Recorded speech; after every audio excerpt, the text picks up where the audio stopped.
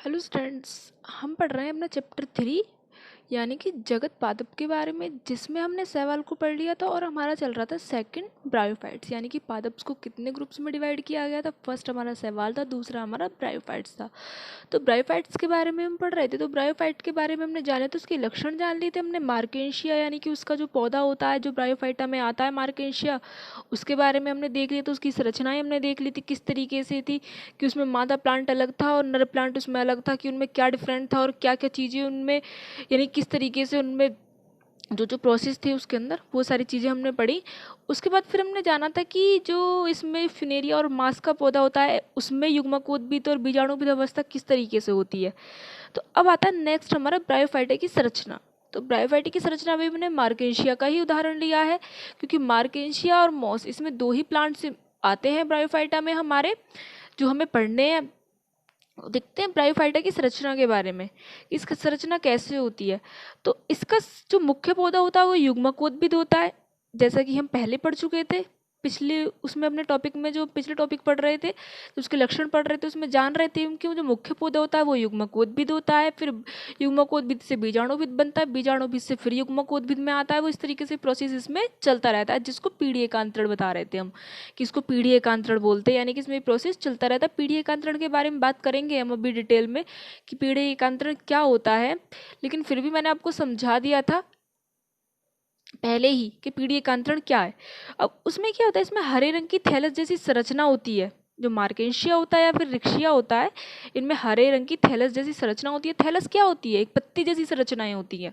जो पत्ती जैसी इसमें पत्ती और तना नहीं पाए जाते ब्रायोफाइट्स में, लेकिन इसमें थैलस और राइजोइड्स पाए जाते हैं। जो थैलस जो होता है वो पत्ती जैसी से पत्ती का काम करता है, और राइजोइड्स क्या करते हैं? वो जड़ का काम करते हैं। ठीक है। अब ये हमने देख लिया फ्यूनेरिया या मास का, ये हमारा एग्जाम्पल है यहाँ पे। तो इसमें राइजोइड्स ये दिख रहे हैं हमें, ये इसकी एक्सिस है, ये इसमें लीव्स निकली हुई हैं, और ये इसमें सीटा है, और ये है कैप्सूल जिसमें बीजाणु बना है, जिसको एम्पटिका बोलते हैं। ठीक है। ये होगी मार्केंशिया की हमारी या फिर फ्यूनेरिया मॉस की हमारी ये संरचना है। अब जानते हैं ब्रायोफाइटा में जनन किस तरीके से होता है। तो जनन के बारे में हम बात करें तो जनन के बारे में मैंने आपको लक्षण में भी बताया था कि इसमें दो दो अवस्थाएं होती हैं, युग्मकोद्भिद और बीजाणुभिद वाली अवस्था। तो वो ही अवस्था इसके जनन में देखने को मिलती है, दोनों ही। जानते हैं इसमें मैंने जनन और पीढ़ी एकांतरण का डायग्राम बनाए हुए हैं, जो आपको बताती हूँ कि कौन सा जनन में बनाना है हमें, कौन सा पीढ़ी एकांतरण में बनाना है।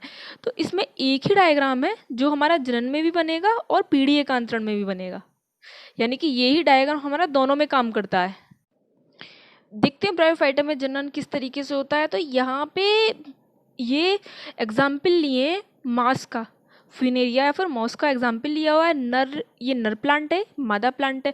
यानी कि एग्जाम्पल, ये जो डायग्राम थे इसके बारे में हम पहले भी बात कर चुके हैं, लेकिन इसमें डिटेल में दिया हुआ है कि इसमें डिटेल में क्या होता है, कि इसमें नर और मादा में ये है इसकी युग्मकोद्भिद अवस्था। युग्मकोद्भिद अवस्था में क्या हुआ कि नर पे क्या होगा, नर पे कौन सा, नर पे क्या निकलेगा हमारा, नर की जो हमने संरचना देखी थी किस तरीके से थी। तो नर पे हमारा होता है पुमड़ू, पुमड़ू नर पे होता है हमारा, और मादा पे होता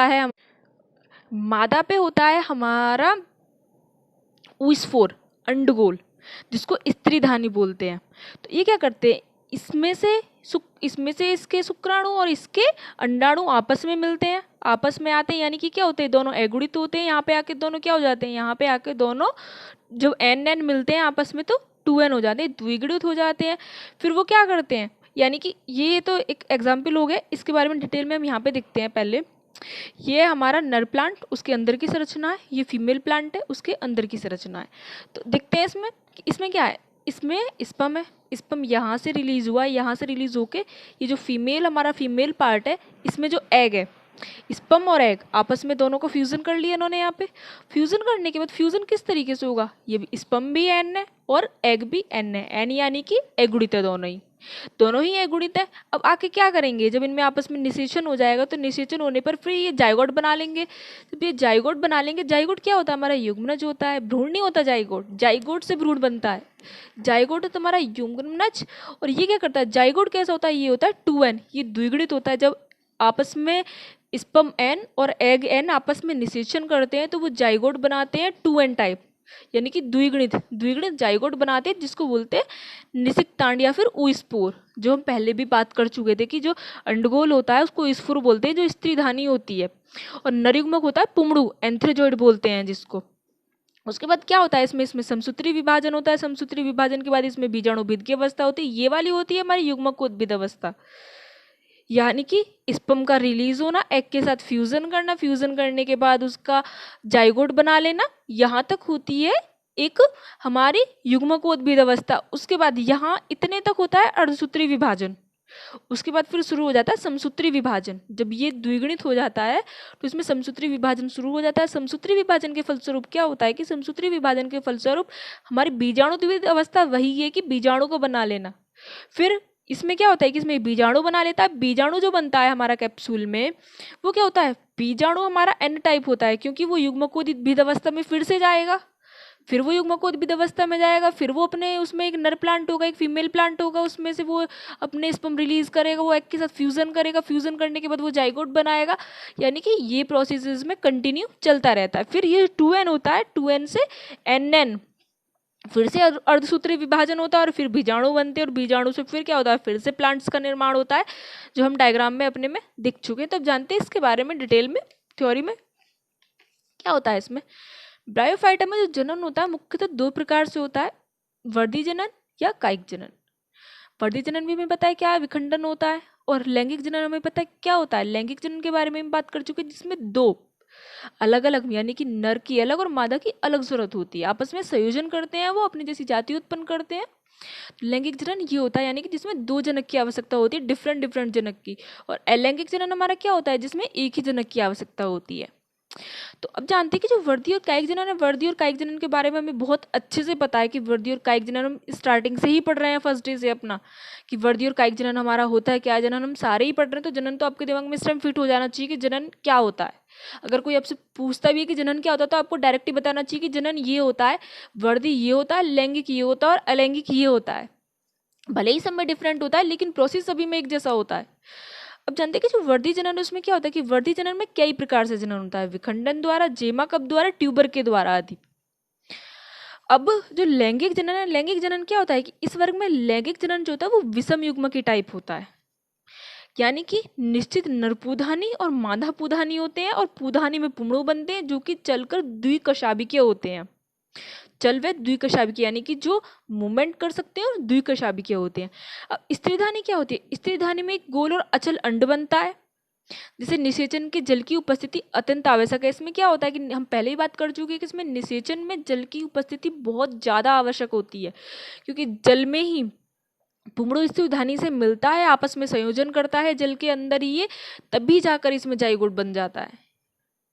तो अब अंड तथा पुमड़ू क्या करते हैं, अंड और पुमड़ू के संलयन से द्विगुणित युग्मनज का निर्माण होता है, यानी कि 2n युग्म जाइगोट बनता है, जिसे निषिक्तांड कहते हैं, ऊस्पोर कहते हैं। निषिक्तांड एक बीजाणुद्भिद को जन्म देता है, जिसे स्पोरोगोनियम कहते हैं। अगर स्पोरोगोनियम आता है पूछने को, तो स्पोरोगोनियम आप डायरेक्ट बता सकते हैं कि क्या होता है कि जो अंड हो जाए वो पुमड़ू के संलयन से द्विगुणित युग्मनज बनाता है, जिसे निषिक्तांड कहते हैं। निषिक्तांड एक बीजाणुद्भिद को जन्म देता है, जिसे स्पोरोगोनियम कहते हैं। अब निषिक्तांड क्या करता है, स्पोरोगोनियम कहते हैं। बीजाणुभिद क्या होता है कि बीजाणुभिद पूर्ण रूप से आंशिक रूप से युग्मकोद्भिद अवस्था पर निर्भर होता है। जो बीजाणुभिद है वो पूर्ण तरीके से अपनी अवस्था पर निर्भर नहीं होता, वो पूर्ण या तो पूरे तरीके से या फिर कुछ आंशिक तरीके से युग्मकोद्भिद जो अवस्था होती है उस पर वो डिपेंड रहता है। अब कुछ पौधे जैसे कि रिक्सिया होते हैं, रिक्सिया में बीजाणुद्भिद अवस्था बहुत साधारण होती है, मॉस में या सीटा कैप्सूल आदि में विभाजित हो जाती है। और कैप्सूल संपुटिका जो होती है, यानी कि उसमें जो कैप्सूल बना हुआ था, हम डायग्राम में भी देख रहे थे, कैप्सूल संपुटिका में अर्धसूत्री विभाजन होता है। ये तो हमें पता ही है, पहले से हम बहुत बार बात कर चुके हैं कि स्टार्टिंग में जब निषेचन से पहले अर्धसूत्री विभाजन होता है, निषेचन के बाद ही समसूत्री विभाजन शुरू होता है, जिससे अनेक बीजाणु बनते हैं। और बीजाणु क्या करते हैं, कैप्सूल से मुक्त होते हैं और दूर जाकर फिर से फ्यूनेरिया के नए युग्मकोद्भिद अवस्था को जन्म देते हैं। बीजाणु अंकुरण करके सीधा नया पौधा बनाते हैं, जिसे युग्मकोद्भिद का विकास होता है, और इस प्रकार से ब्रायोफाइटा के पौधे में निश्चित पीढ़ी एकांतरण पाया जाता है। अब हो गई इतनी बात कि पीढ़ी एकांतरण पता चल गई हमें कि पीढ़ी एकांतरण क्या होता है। पीढ़ी एकांतरण के बारे में हम शुरू से ही बात कर रहे हैं, अब तक तो आपके दिमाग में फिट हो गया होगा कि पीढ़ी एकांतरण होता क्या है हमारा। अब जानते हैं फिर से पीढ़ी एकांतरण के बारे में। डायग्राम वही लेंगे जो हमने पहले लिया जनन में। पीढ़ी एकांतरण में फिर भी थ्योरी में देख लेते हैं कि क्या होता है। अगर आपको लिखने के लिए चाहिए थ्योरी में, क्या होता है कि लैंगिक जनन के दौरान युग्मकोद्भिद पौधों को नर और मादा, युग्मकोद्भिद पौधा तो नर और मादा ही होंगे दोनों आपस में। नर और मादा क्या करते हैं, युग्मक के संलयन से द्विगुणित संरचना युग्मनज का निर्माण करते हैं। युग्मनज जो होता है वो सूत्री विभाजन द्वारा एक बहुकोशिकीय भ्रूण का निर्माण करता है। और भ्रूण क्या करता है, भ्रूण विकसित होकर द्विगुणित बीजाणुभिद का निर्माण कर लेता है। और बीजाणुभिद जो वो संपुटिका यानी कि कैप्सूल में अर्धसूत्री विभाजन द्वारा अगुणित बीजाणु का निर्माण करता है। और प्रत्येक बीजाणु अंकुरित होकर पुनः एक नए युग्मकोद्भिद पौधे का निर्माण करते हैं। अब उपयुक्त के अनुसार यदि किसी पौधे के जीवन चक्र में युग्मकोद्भिद और बीजाणुद्भिद प्रक्रिया जो होती है ये क्रम से एक के बाद एक आती रहे तो इसी को पीढ़ी एकांतरण बोलते हैं। यानी कि युग्मकोद्भिद से बीजाणुद्भिद और बीजाणुद्भिद से युग्मकोद्भिद ये अवस्था अगर ये प्रोसेस कंटिन्यू चलता रहे किसी भी पौधे के जीवन चक्र में तो इसी को पीढ़ी एकांतरण बोलते हैं। यानी कि उसमें जो डेवलपमेंट है वो पूरे तरीके से कंप्लीट हो रहा है।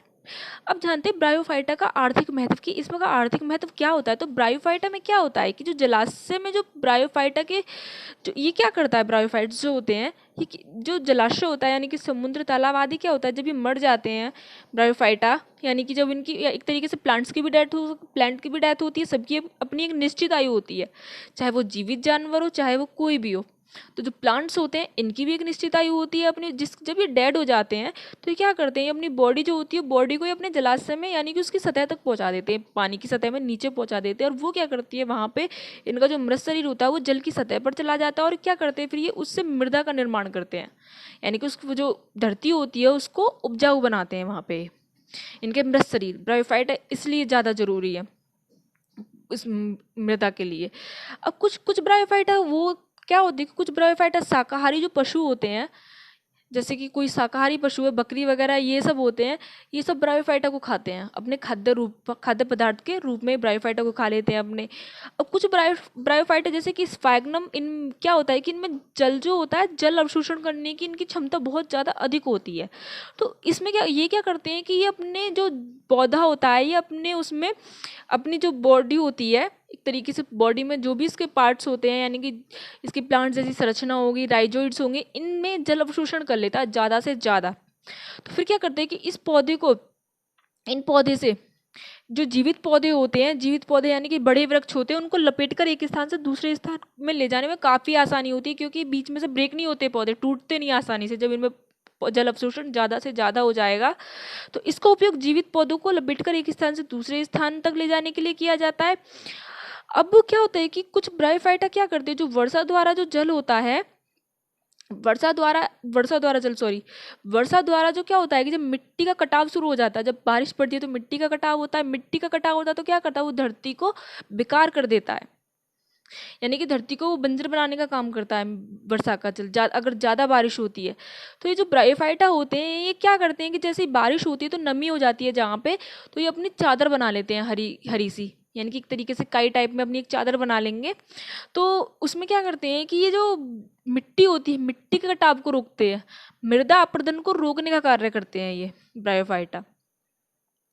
और ये चट्टानों पर रुककर कुछ बड़े वृक्ष को उगाने योग्य भूमि तैयार करने में मदद करते हैं। यानी कि चट्टानों पर किस तरीके से काम करते हैं कि चट्टानों पर जैसे ब्रायोफाइटा होते हैं ये होते हैं छोटे, ये छोटी छोटी जगह जगह उगाएंगे और मिट्टी को क्या करते हैं, मिट्टी को उपजाऊ ये बना देते तो चट्टानों को तोड़ कर ये ब्रेक कर लेते हैं चट्टानों को, उनको जब बड़े वृक्ष होते हैं उनको वहाँ पे जन्म लेने के लिए स्थान देते हैं ये।